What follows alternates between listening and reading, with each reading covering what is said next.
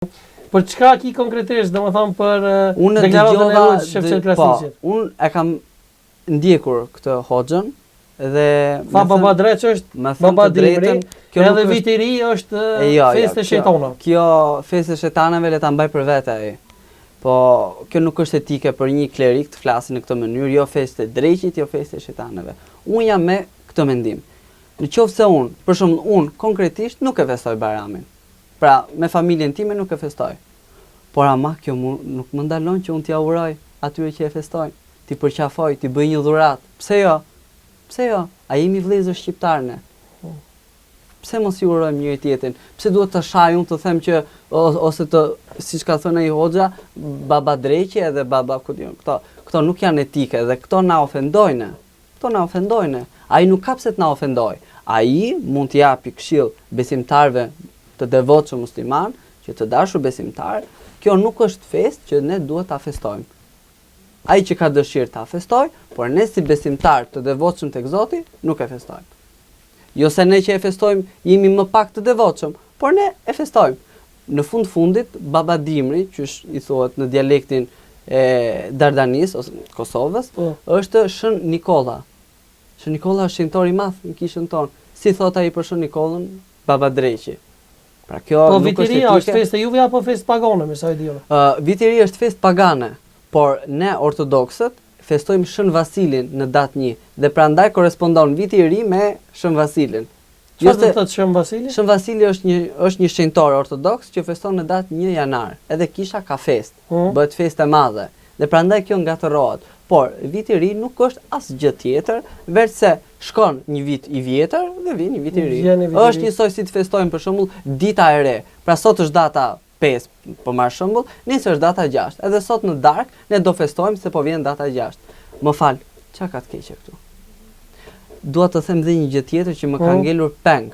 Kam parë, unë zakonisht nuk i shikoj komentet nëpër YouTube, po kur dola me atë Hoxhën e nderuar që vum një yll tek Bredhi, kam parë shumë musliman që e kanë ofenduar Hoxhën.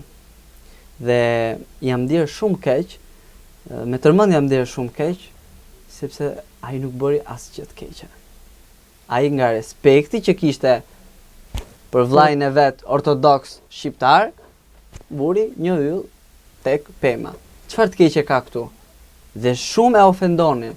Edhe ata që ofendojnë nuk janë besimtarë. Ai që është besimtar i mirë flet me dashuri.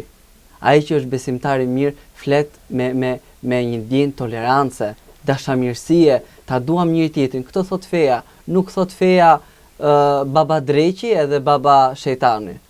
Ata hoxhallar që flasin në këtë mënyrë nuk janë të denj t'i luten Zotit. Askush nga ne nuk është i denj t'i lutet Zotit, por ne të paktën duhet të përpiqemi. Dhe unë i bëj thirrje atij Hoxhës të bëj kujdes në deklaratat që bën, sepse ne na ofendon. Ne nuk kemi ofenduar asnjëri. Përkundrazi i don muslimanët. Unë i dua dhe i kam vëllezër. Por edhe ti nëse thua të njëjtën deklaratë për muslimanët dhe e kesh ose e ofendon festën e Bajramit, realisht edhe ti, domethënë nuk je mirëseardhë tek muslimanët. Diskutoj jo vetëm te muslimanët, jo vetëm te muslimanët, por te shqiptarët. Unë e kam thënë, cili do njëri i krishterë ortodoks që është islamofob, nuk meriton të quhet shqiptar, nuk meriton të hyj as në kishë. Dhe del ky Hoxha tani, me gjithë respektin që kam, dhe thot që baba Dimri është baba Dreqi, baba shejtani.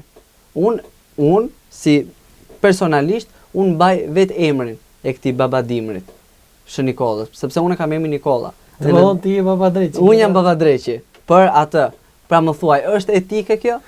Nuk është etike. Nuk është etike dhe nuk është e drejtë që një hoxh ose një prik të flasë me gjuhën e urrëties, por duhet të flasë me gjuhën, siç e thash, me gjuhën e dashurisë, me gjuhën e shpirt madhësisë, sepse çfarë do t'i mësojmë ne besimtarëve? Qofse unë shaj, çfarë do t'i mësoj besimtarëve unë?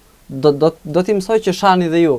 Pa është e drejtë kjo? Jo, absolutisht është e drejtë. Por unë kam dëgjuar që ti lutje ti bën në shqip këtu në kishë dhe gjithandej domosdoshmë shpeshherë kritikon edhe ata të tjerë të kishës ortodokse sepse thua që ata janë, domethënë, shërbëtorë të Greqisë, janë ullatuesi e kështu gjëra të tjera. Po shoh që pas edhe këtu në kishën tonë gjëra greqisht.